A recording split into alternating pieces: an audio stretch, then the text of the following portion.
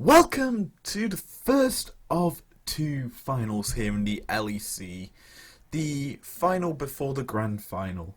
This is Fnatic versus Mad. One team considered the best in Europe from day one. The other, the rookie team that's just taken Europe by storm, beating the current MSI champions, the world's finalists in G2. But one of these teams can advance to the grand finals where they could face each other again. Who knows who will advance in this series?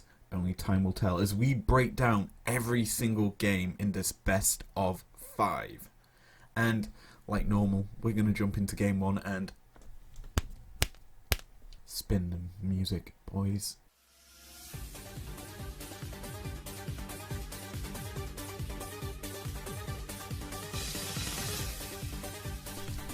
So let's get into the first phase of the draft. We're going to start with Fnatic on the blue side. And for this ban phase, we see Kalista, Sett and Syndra removed by Fnatic, as well as Tahm Kench, Gragas and Pantheon by Madlions. Now Kalista obviously is a very strong pick, as she is just dominant in top lane, as well as in that bot side map. Banning the Kalista does mean that you won't be seeing the likes of Zac, Taric and Blitzcrank potentially in a team comp, as moving this one pick means that they're kind of removed from the game. As for the Tahm Kench and Pantheon bans from Mad, it does mean that Senna is still available, but she's obviously not going to have her power pick in the Tahm Kench. You can protect her and keep her alive as well. Pantheon obviously is a great roaming champion that's combining with Talia's and champions like that can provide a global threat to teamfights and overpower and get picks in fights which are very dominant. Obviously having that sort of power removed from the game is great. As for the Syndra ban, obviously it's a target ban because Syndra is very strong. We've seen Kazi wield the champion as well as humanoid in that mid lane to some success. And our last ban that we yet to talk about obviously is the Gragas and Sett. Sett just is a dominant champion, as well as Gragas that can be played in the jungle. Obviously they do have a lot of damage, obviously AP versus AD, and Sett is AD, Gragas is AP. Gragas does a lot of disruption in fights, similar to how Sett does, and is very strong to say the least.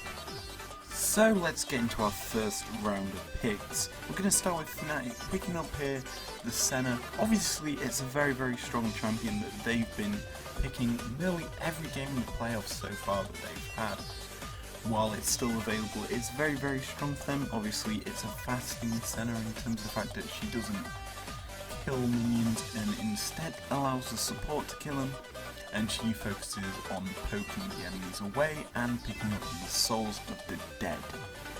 Now, alongside this, we do see Mad picking up the Ornn and Aphelios as their first picks. Ornn obviously is a very strong team fighting champion that has hard CC, with the Ornn Horn, with his E and his Q locking up targets is fairly easy for this champion. And a champion that likes to lock up multiple targets and focus fire them in with his Chakram and Infernum is an Aphelios, obviously a very strong champion, probably one of the best ADCs bar say Senna on the Fnatic side, and yeah, it's a very strong champion. In response, we do see from Fnatic, to round out their first round of the draft, a Thresh and an Azir. Now Thresh obviously is one of them picks that works well with Senna, other than the Tahm Kench, as you have a lantern. That lantern gets put where Senna is, and she requires herself to be locked into place when she autos, and Qs and Es, so giving her a lantern escape is very strong. As for the Azir, a great champion that can combine well with the Senna, as you can hit them with an E from the Senna, which will lock up multiple targets if they're stuck clumped up together, and then Azir can pounce in, shifting shuffle them into the team comp of Fnatic and absolutely decimate them with the high amount of attack speed. Now the last pick here in this phase for the Madlions will be the Lee Sin, so putting priority towards the jungle here from Mad. Obviously it's a very strong jungler, as Lee Sin has got good roam game, as well as kicking targets to disrupt fights, allowing Say to shut down Izir from getting into the backline. You also have got some ability to obviously counter gank and gank early on in the game, giving you that very strong advantage. So the last ban phase now for this first game will be Madlions banning first. They take out the Aatrox here, obviously focusing towards that top side of the map. Obviously, it's a great champion to ban out here, as it is a kind of a respect ban to Bwipo, who isn't renowned for his Aatrox and how strong it is. Obviously it's a great ban that can obviously be played to a lot of effect, as it has a great roaming champion that can get into the backline and flank very easily with that ultimate, as that movement speed plus the great amount of lifesteal that you gain from it as its hidden power. You kind of basically heal up if you get jumped on when you're in your flank. As a response from Fnatic, we see LeBlanc and Rakan removed from the ban phase. Obviously, LeBlanc, very strong pick for Humanoid, and Mads obviously don't have any sort of flex option for mid locked in, bar say Bjorn. And I don't think Humanoid is realistically going to play an On, considering he's the sort of guy to play these assassin picks, these control mages, and not an On player, to say the least. Now, Rakan is a great ban. It's sort of a very weird ban for Fnatic, even if they have locked in their supporters.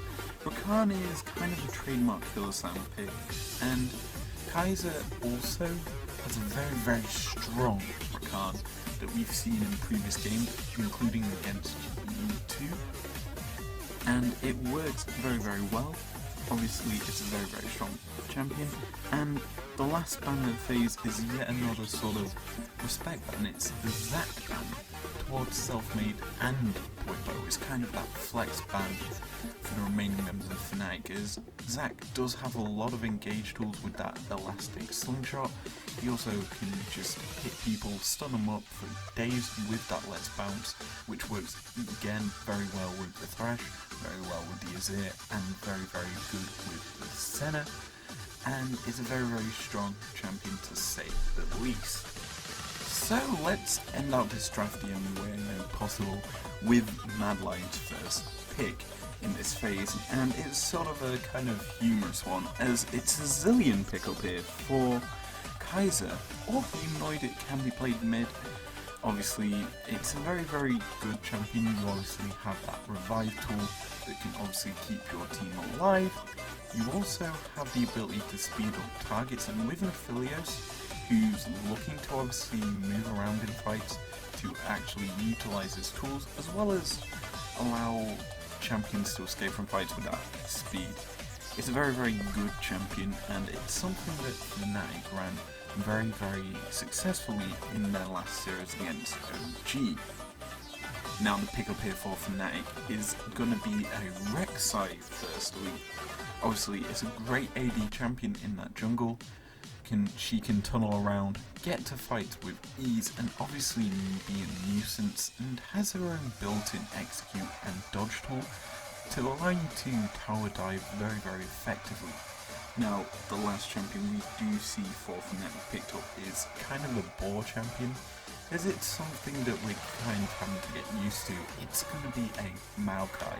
Now, Maokai obviously is a tank. Tanks do a lot of sustainability. With Sap Magic as an ability as well, Maokai, your heals just become annoying, and it's very hard to deal with. And if you look at the damage typing from Mad, until they picked up the Zilean and the Zoe, it was very heavy AD. Now, I don't know about you, but Maokai should be building quite a bit of armor, obviously to deal with the Aphelios burst and the Lee Sin execute potential.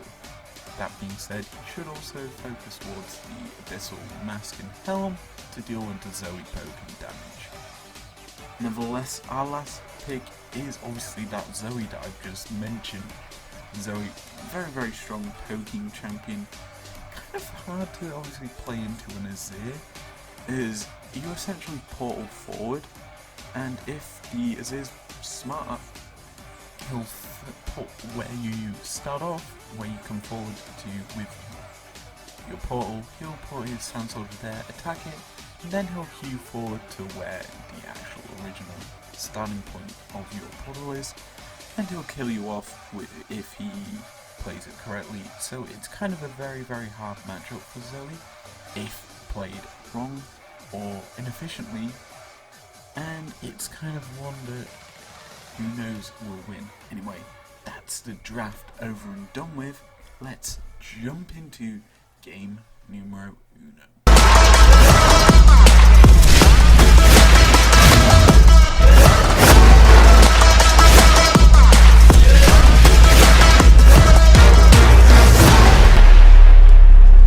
So, we join our first game here, 6 minutes and 10 seconds in, with top lane trading between the two tanks that obviously will favour the Ornn because he has a slightly stronger push power than the Maokai, who relies on saplings in the brushes and his Q in order to push the wave, and his quite high attack speed. And what we end up seeing is trading between the top laners, and what we see is Owamne getting Bwipo very low already before the Rek'Sai gank can come in, and because Ornn is level 6 already, he's able to call down the Ornn Horn, kill off the Maokai with it, and then just walk away from the Rek'Sai follow-up so that there isn't a trade kill, and First Blood goes cleanly over to the Madlions. Now, for the next 10 minutes or so, it's fairly even as we see Fnatic equaling up the kills 8 minutes in, and then trading 1 for 1 at 11 minutes, and after that in 12:50, we see the first turret going down for Fnatic, so the gold is kind of balanced here and there as a whole, and Mad do eventually pick up the Herald and use it effectively.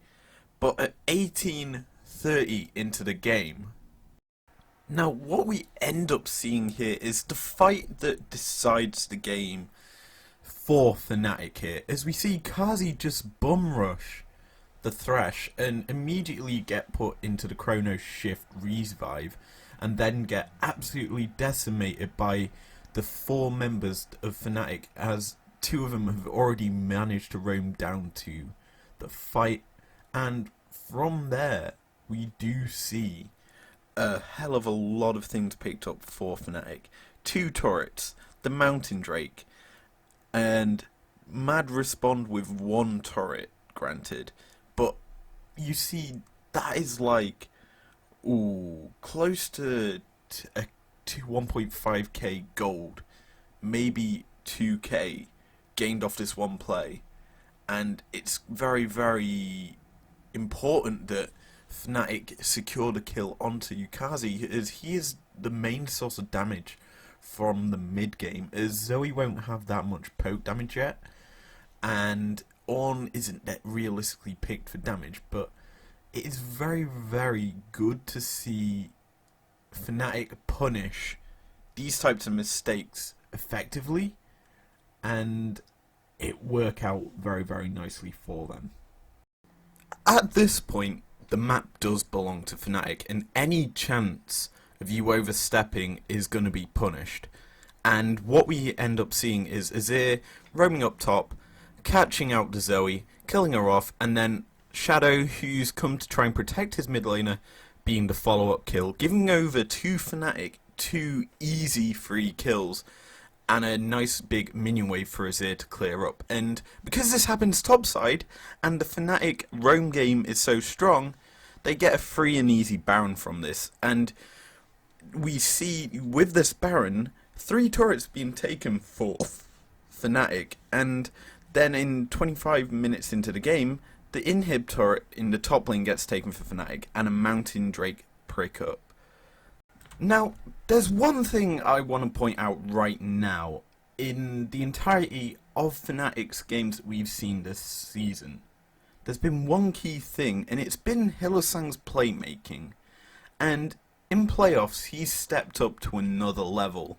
Yes, he's had one bad game on Trundle, which he kind of trolled OG on either way, but the way he's playing this Thresh and Zilean, he's firstly taking teleport, which is obviously a different thing for supports, as supports realistically don't take teleport. And he's taking teleport to obviously join up in fights and be a saviour for when and if needed to obviously do so. And he's also playing these playmaker champions pretty much every single game he's played so far in this season, instead of a champs like Tom Kench and Braum, because he's more realistically known for being the guy that sets up plays for Fnatic.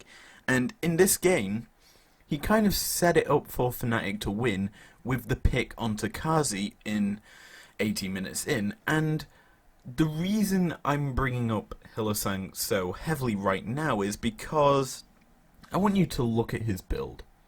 He's got Sunfire Cape, which is a standard, okay, I don't want to be dealing with the AD damage coming out of Mad, which is fair enough. You're stopping the affiliates from having an effect on you, you're stopping the Lee Sin from being that good against you, and you're also kind of stopping some of the Ornn damage. Next up, he has the Dead Man's Hand, which obviously is a great item. It allows you to just run around, and because of Thresh's passive with his auto attacks, the longer you wait with them autos, the more damage it does. It similarly works the same with the Dead Man's Hand, as well as a little bit of movement speed you gain from the item. And the reason I'm pointing these two items so far is because the third item he picks up kind of hints to me that he wants to play split push.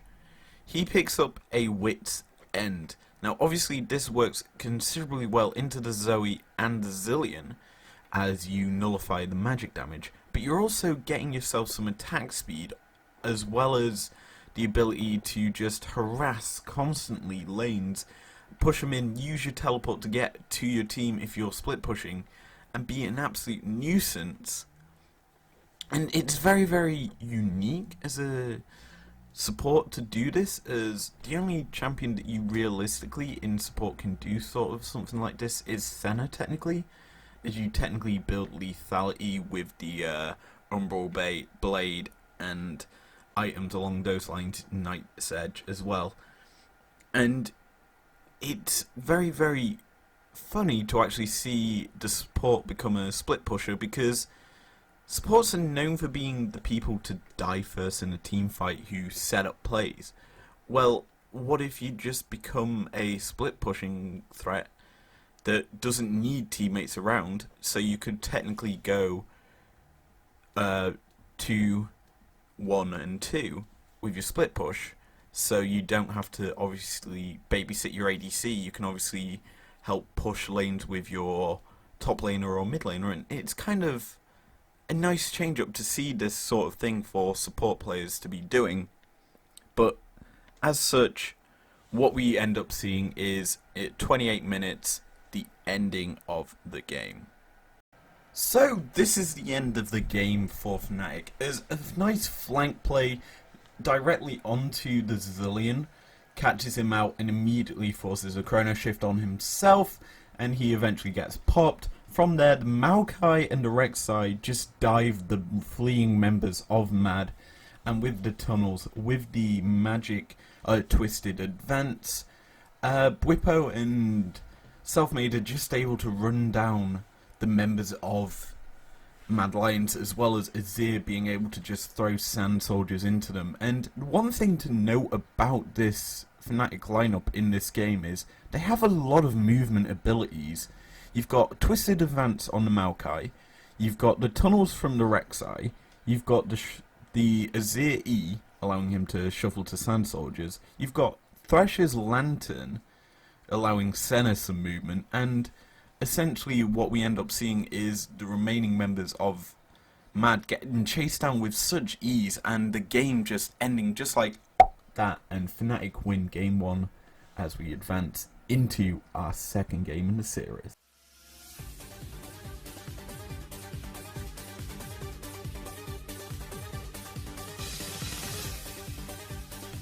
So let's jump into our Game 2 draft. This game, Madlions are on the blue side, and we immediately see a Pantheon, Ornn and Ezreal banned by the Madlions. In response, we have Kalista, Senna and Set all removed by Fnatic, and yeah, we're seeing quite a few of the same bans. Obviously, it's a change to see Fnatic banning out the Senna, as it's something that they're confident running pretty much as a blind pick. And they probably would have a counter to their own pick if Mad actually chose a champion. Now, with this ban phase going, we do see quite a heavy target towards the bot side, and realistically the only top ADC that's available is Aphelios and/or MF and Xayah and Rakan as a combo in the bot lane, which, if you allow the Xayah to go through, it's more than likely going to be picked up by Fnatic. And yeah, it's a very, very strange ban phase for me, as I feel that realistically there should have been a banner towards Rakan, as it's kind of something that Hylissang's renowned for playing, and if you allow it through, I wouldn't be surprised if Fnatic didn't first pick it in their first rotation of the pick phase. Now, Pantheon, great ban overall, as he is kind of annoying, and Set is a similar sort of thing. Obviously, they have quite good roam games, and removing that from the game is big. Anyway, that's this first draft phase done. Let's get into our first round of picks. So our first pick of the game is actually going to be the Aphelios. Fairly safe in that bot side of the map, obviously very, very high damage ADC, who's known for having good burst, but kind of a situational awareness champion where you have to play quite safe with low mobility. In response, we do see the Misfortune, not the Xayah Rakan combo coming through. Instead, we get the MF and Gragas coming through for Fnatic. Obviously, MF has great coverage with that ultimate, and it's very good for zoning in teamfights, as well as being very, very annoying. Combine that with a cask, if it's timed well, you're obviously going to be launching them directly into a bullet time of death.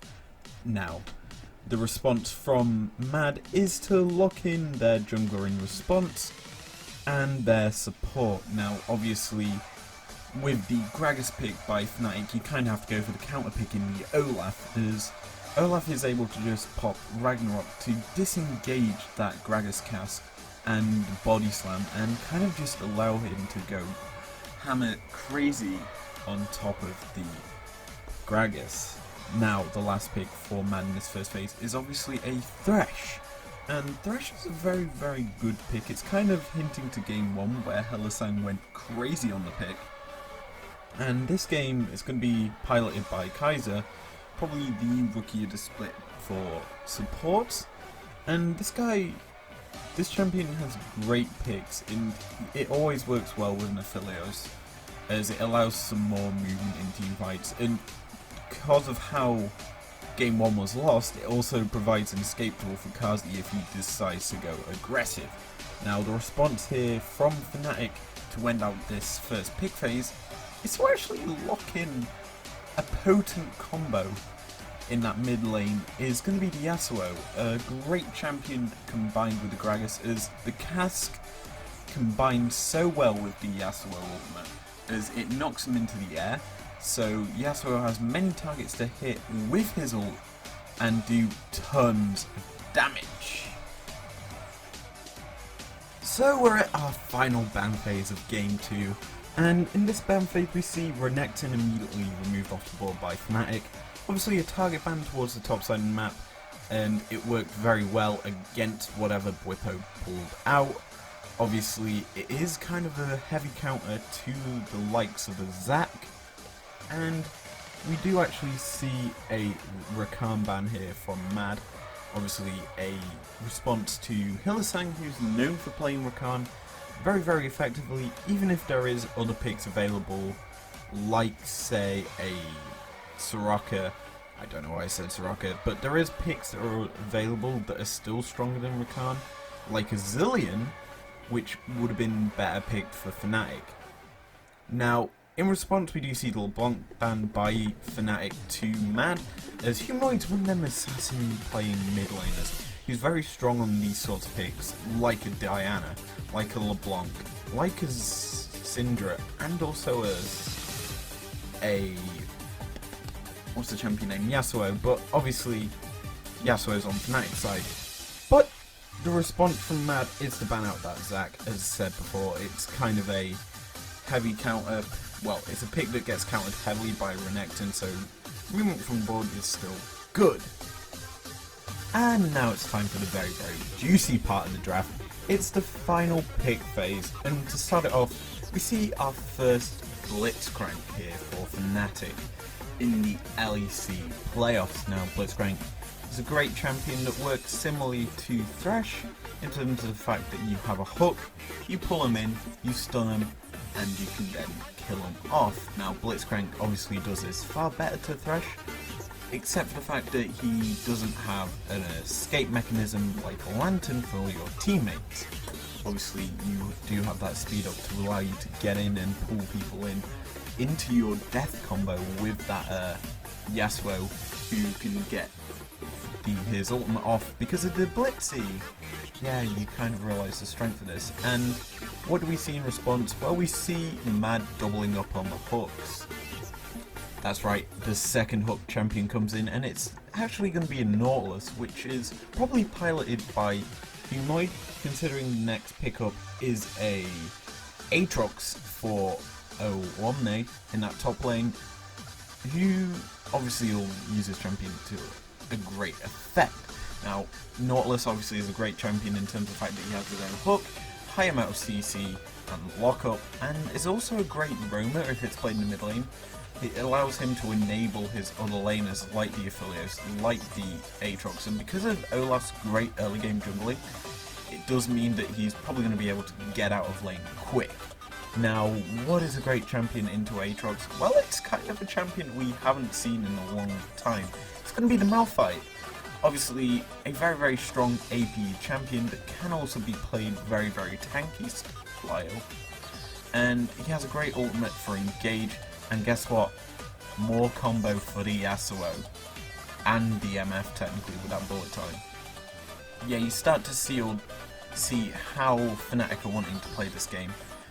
It's going to be a lot of burst, it's going to be a lot of knockups, and it's a lot of control in team fights that all this team has. And it's very, very hard, I feel, for Mad to actually win this game, considering they've gone for a heavy AD team comp. Obviously, Aphelios is very AD heavy, so is Aatrox, Olaf is AD, and you've also got a Nautilus and a Thresh.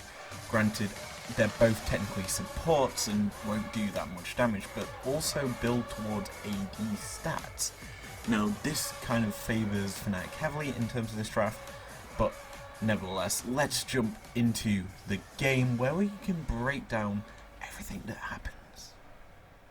We joined the game 18 minutes in with Mad with a 2.2k gold lead. Now, this fight's kicked off with Malphite immediately TPing behind the Madlions, showing his actual position. And what's great about it is we see Hylissang decide to flash forward and hook the Nautilus.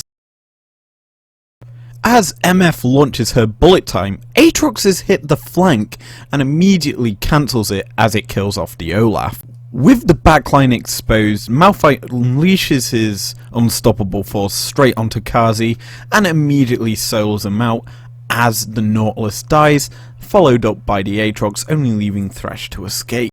Now, this fight was the absolute turning point in the game for Fnatic, as they were down so many kills to the Madlions, and it granted them such a big goal lead in the fact that they got turrets off this, a lot of Baron Vision which was coming up in a minute, and also a load more kills. As from this, Mad were kind of in desperation mode in this game, where they had to try any sort of play in order to actually get themselves back into this. And from what we saw, we eventually saw Mad try and make a final stand, but in the end the game went over to Fnatic, and Fnatic led the series 2-0 at this point as we head into our third game.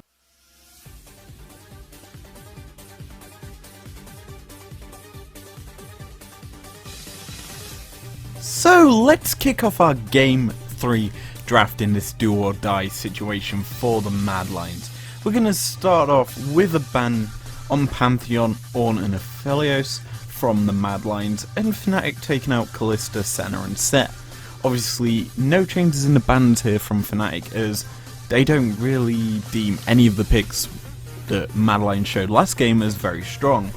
Obviously Kalista very good in terms of the poke and harassment. Early game can be flex top as well. Senna is one of their main picks for Fnatic, so removing it from Mad when they want to use it is great. And the normal picks are the same as last game from Mad. Obviously Pantheon having a great roam game, Ornn with great CC and crowd control, and Aphelios actually is the change up in bans here, who's very good at damage. Now our first round of picks, we do actually see a change up here, and it's actually going to be the Syndra lock-in for Mad. Now Syndra obviously is a great AP champion, has a lot of burst damage, as well as the ability to lock up multiple targets if she gets a very good Scar of the Week. In response, we do see the Thresh Gragas lock-in for the Fnatic. Obviously Thresh has been potent for Fnatic in nearly all 3 games. Obviously in the first game it was used to great use, picking up the first win of the series, and Blitz in the second, obviously a similar sort of effect. As for the Gragas, again it's a great champion, a lot of disrupt and a lot of tools to obviously ignite a fight, and with how Fnatic are playing you kind of expect a Yasuo pick here for their last spot of this first round, or another part of their combo.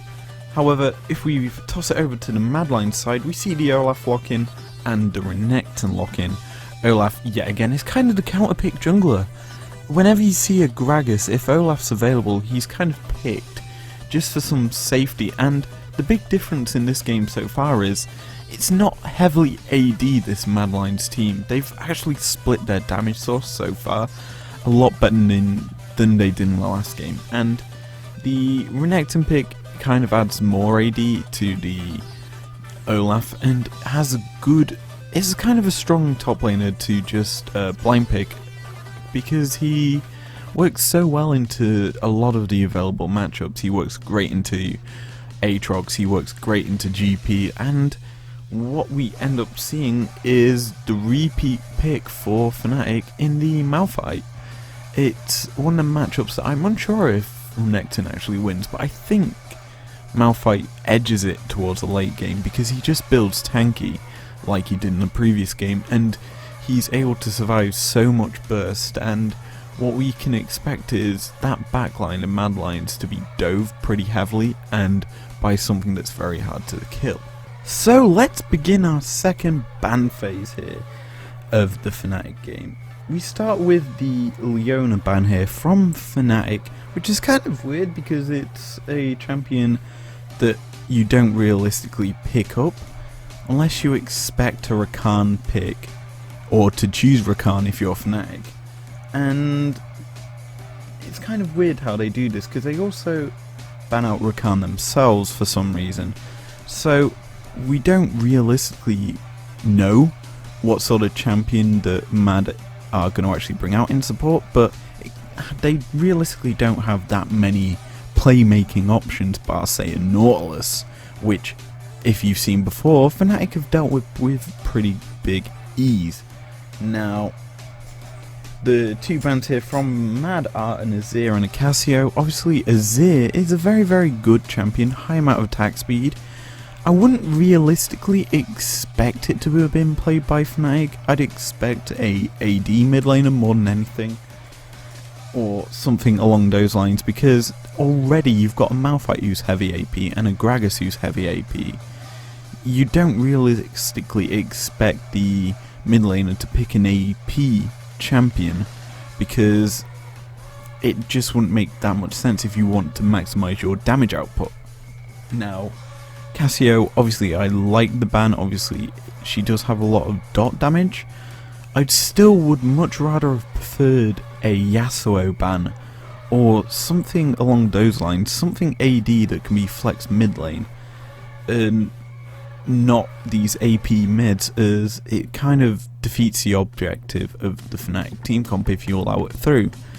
That being said, they could have banned out the MF here as well. Realistically, it would have worked out, because Reckless on the MF has looked flawless, and it was really dominant in the last 2 games that it's been played by him, and last game he absolutely dominated on that champion. Now, as you may know, I like to call this part the juicy part of the draft, and towards the end here, we get to see some of that juice trickling out of the Fnatic team comp. As first off, we do see the MF come through, unexpected here, with the Aphelios off the board, Senna's off the board.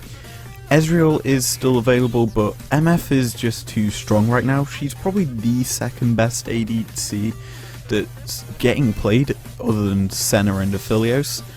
But she's kind of up there as the third or maybe second best as a whole, and she's very, very strong. In response, we see the last 2 champions from Mad being locked in here.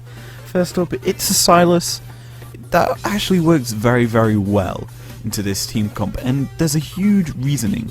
Malphite is more than likely going to be full tank build, because that's how he played it last game, and it works phenomenally well as a tank. Is he can still pump out tons of damage. Now, with the Sylas, he's going to be building full AP. Full AP Malphite ult, plus full AP MF ult, plus full AP Gragas ult is... you're popped. And if he lands that onto the MF, highly likely she's dead. That's if he's able to. And with his own unstoppable force, it does give the team fighting comp of Fnatic some issues. Now, the Nautilus pick is yet again a decent pick here for Mad. It is an engage tool. It's a champion that can obviously stop the bullet time. That being said, there isn't a Yasuo in this game like there was last game, as we see a Tristana locked in for Fnatic, which is the big change up here, even if Yasuo is available. But it's very, very good that there's a high amount of CC on the Madlions to obviously deal with the team fighting comp that Fnatic have, as it grants quite a lot of disengage options for Mad.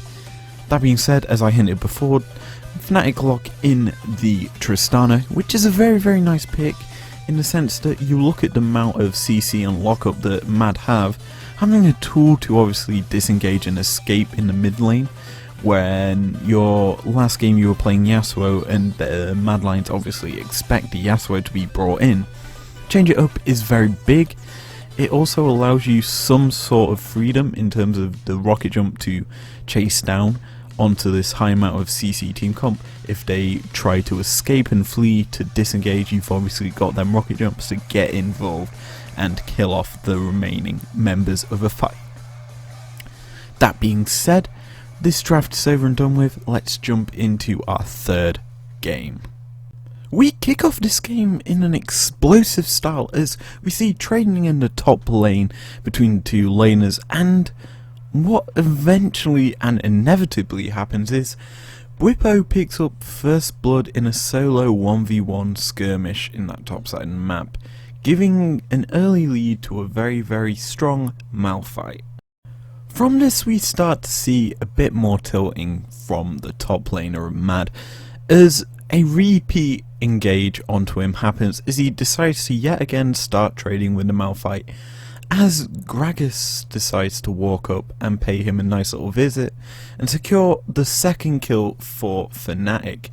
Following this up, a TP from the Renekton comes up here to try and trade the kill back onto the very low Malphite, but what ends up happening is Malphite gets saved by Thresh Hook, and Reckless has already roamed up to secure the second kill in this fight for Fnatic, giving them a very strong early game lead with 3 kills up on the Madlions.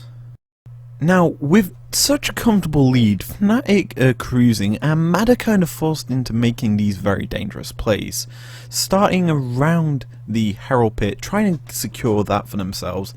Mad just get absolutely decimated in a 4v3 by the Fnatic lineup, who just are able to chase down the kills using the Trist's rocket jump effectively to jump onto the last few members of Fnatic.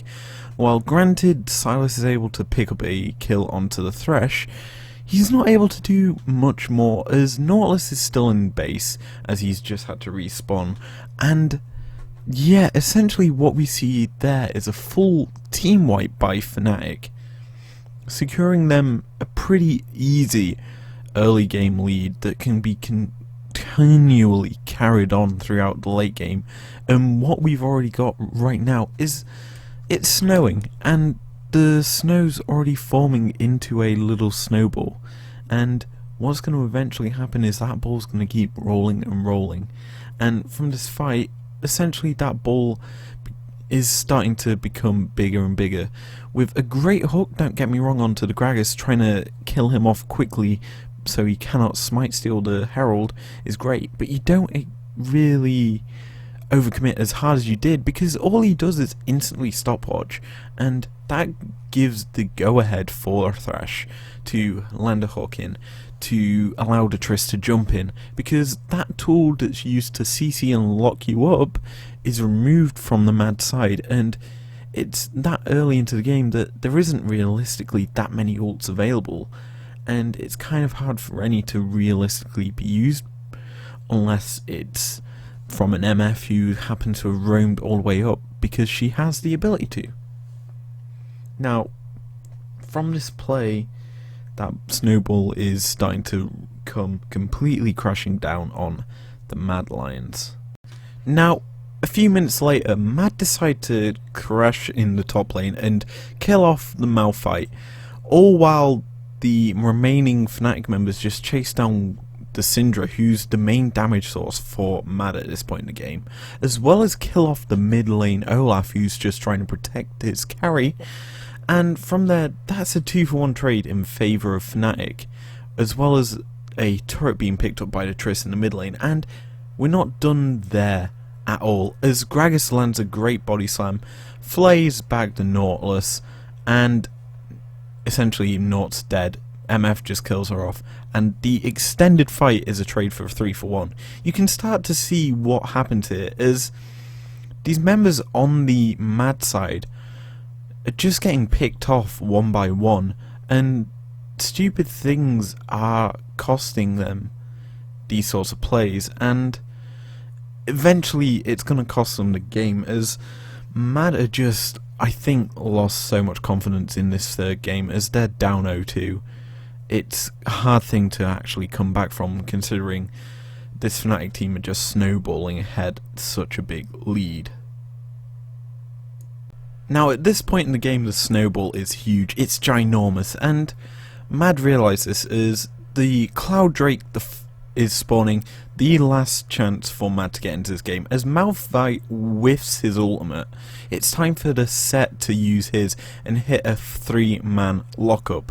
And he gets first blood in this fight for the Madlions, but it's the follow-up damage from the MF, from the Gragas, that absolutely destroys the Madlions, and it's kind of humiliating because they're so far down in this game that Kazi is running for his life. He doesn't want to give MF that pentakill, and because of that, because he's run away so far, it gives an uncontested Drake here for Fnatic, giving them the Cloud Soul, and a 4-for-2 trade that realistically looked promising for the Madlions, but obviously with the deficit they're at, it kind of isn't a winning fight in the end of it.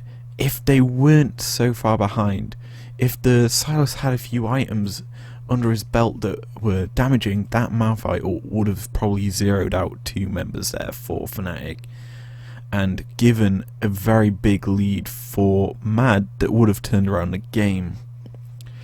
But because of the issues of the snowball being formed so great, being such a big threat, it's basically an avalanche now, and at this point in the game it's pretty much over for Mad. and eventually we see 29 minutes in, the last stand for the Madlions. Now, this fight starts out so promising, with the Fnatic members in vision of them.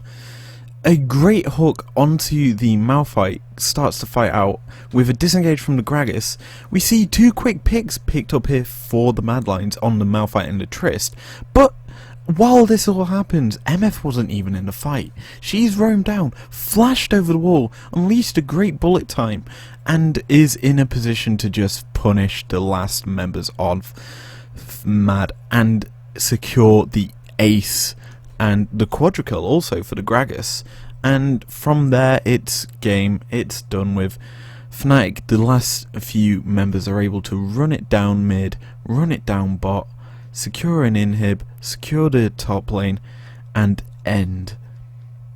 And the thing is, one of the Nexus turrets is already dead at this point, and it basically means that with the death timers being so long for Mad, that's game.